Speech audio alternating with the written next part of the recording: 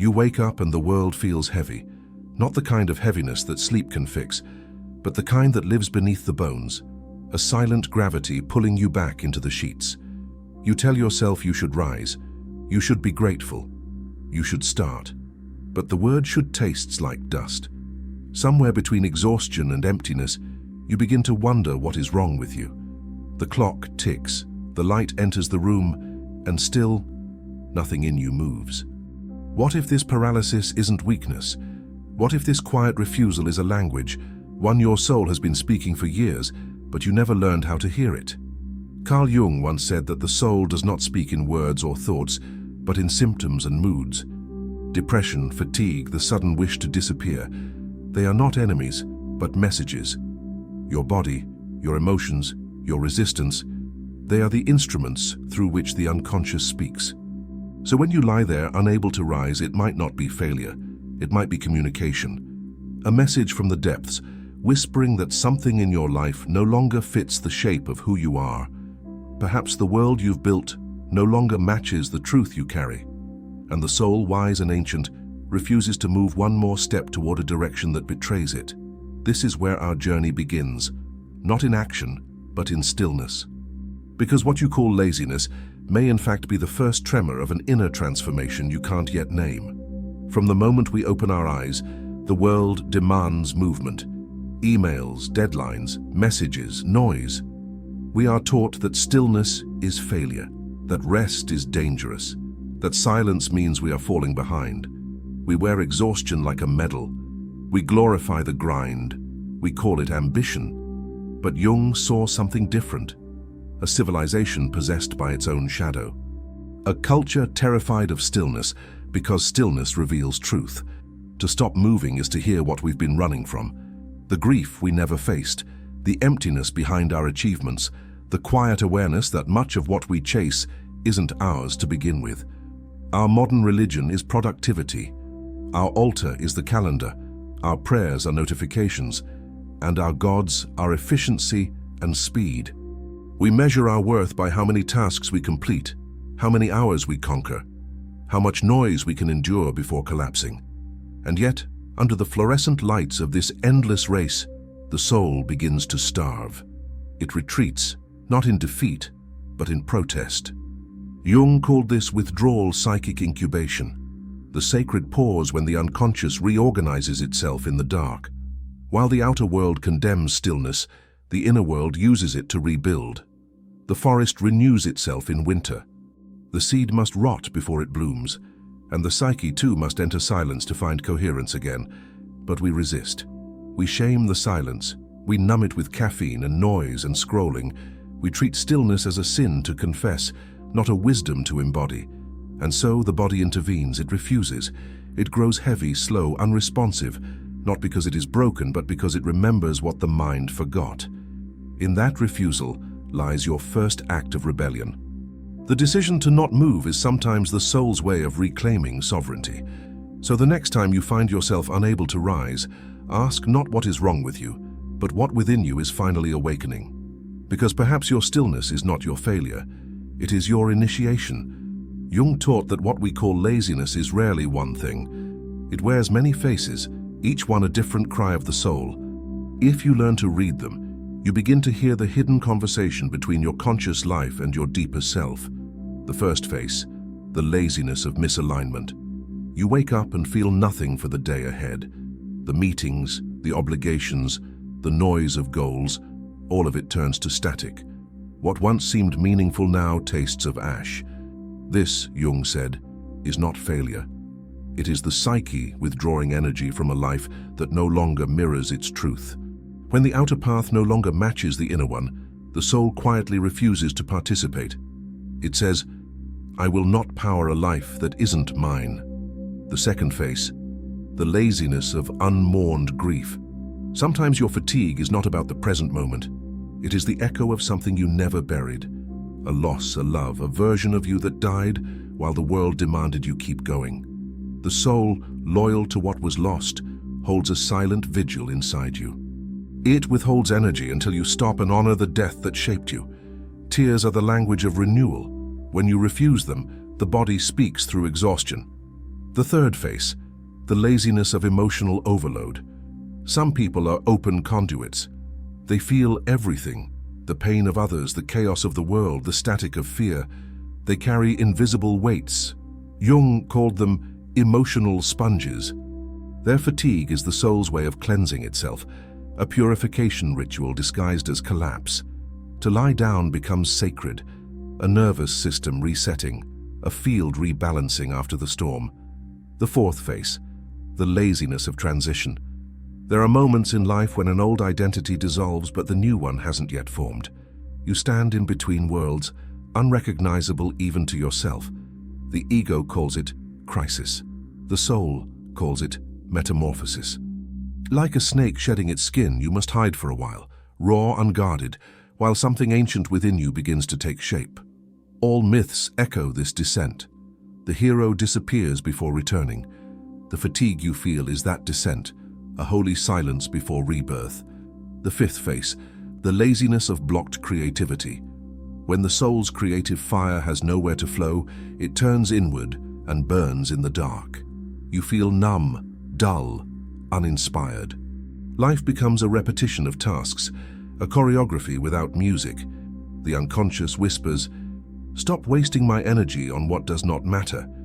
What looks like apathy is energy searching for a new form. The artist within is starving for meaning. Until you give it expression, it will keep shutting down the machine that runs your days. Each of these forms of stillness is a message disguised as fatigue. Your body becomes the mouth of the unconscious.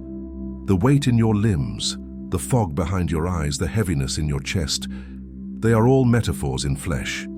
And beneath every kind of soul laziness waits the same question, ancient and urgent. What part of me is asking to be born?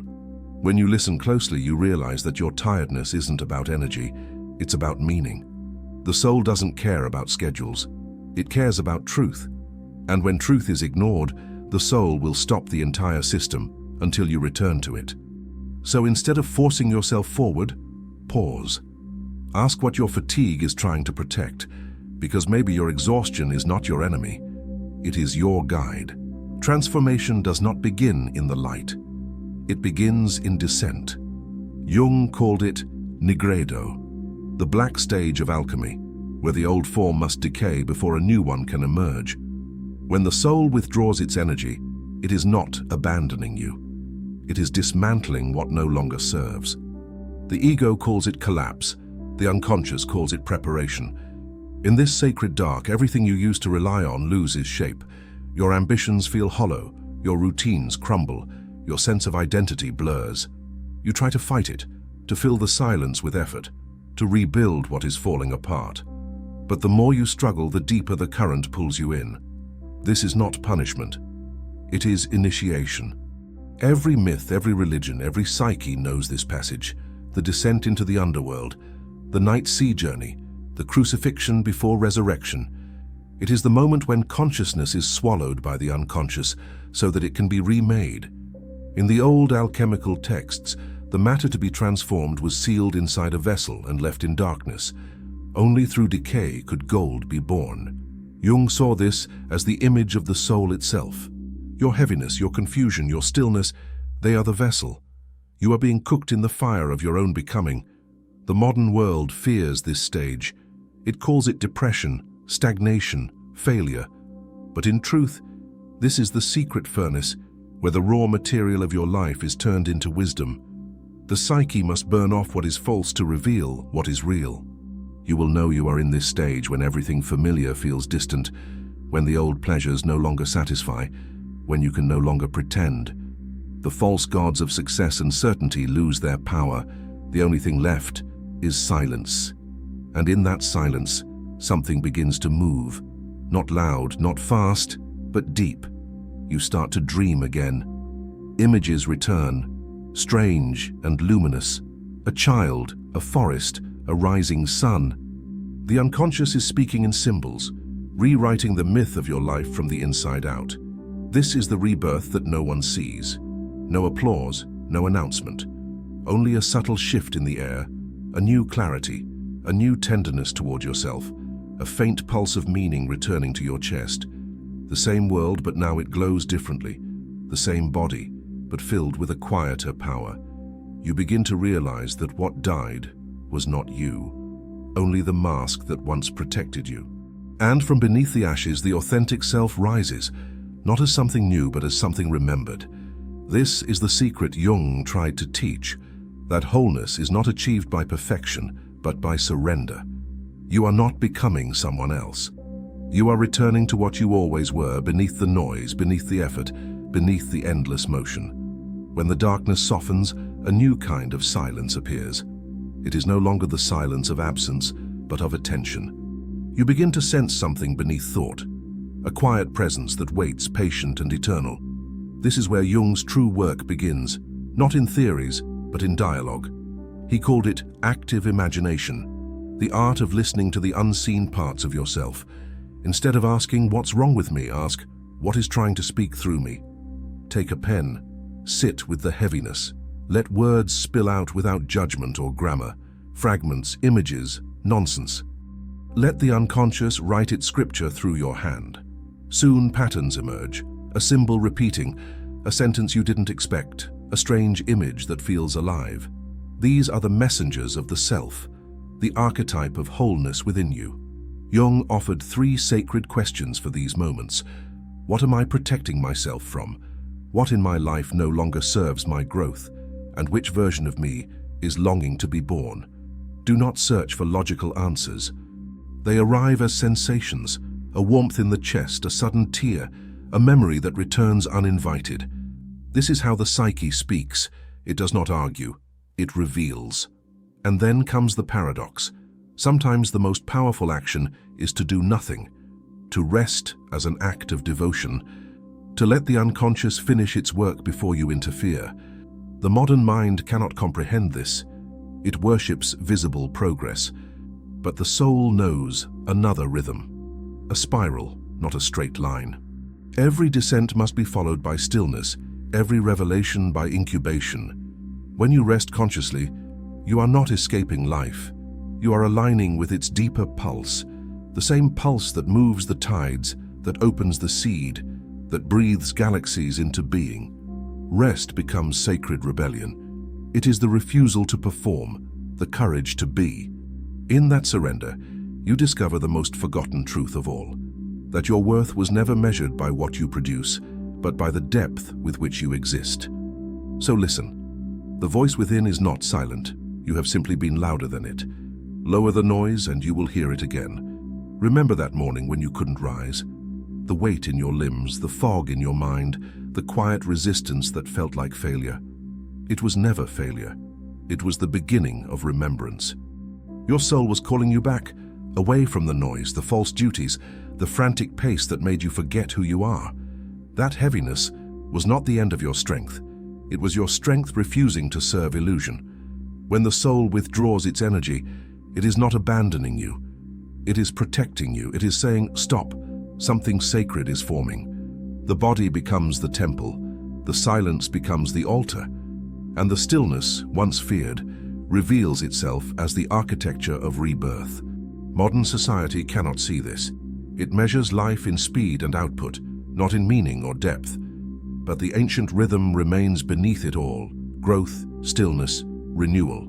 Even the stars burn and then collapse, only to rise again as new constellations. So, when that heaviness returns, do not curse it. Do not drown it with noise. Listen, it may be the soul whispering, "Not yet. Stay still. I am working." Because sometimes to stop is not to fail. It is to allow the divine within you to finish what it began. You are not lazy. You are incubating light, and when the time comes, you will not have to force your next step. It will rise naturally, like dawn breaking through the forest of your mind. The same light that now wakes the world will wake you too, not as the person you were, but as the truth you've always carried. If these words stirred something quiet inside you, if they felt like recognition more than revelation, then this journey has already begun. Subscribe, not just to this channel, but to your own awakening, because what you seek is already within you, waiting for the courage of your stillness to bring it home.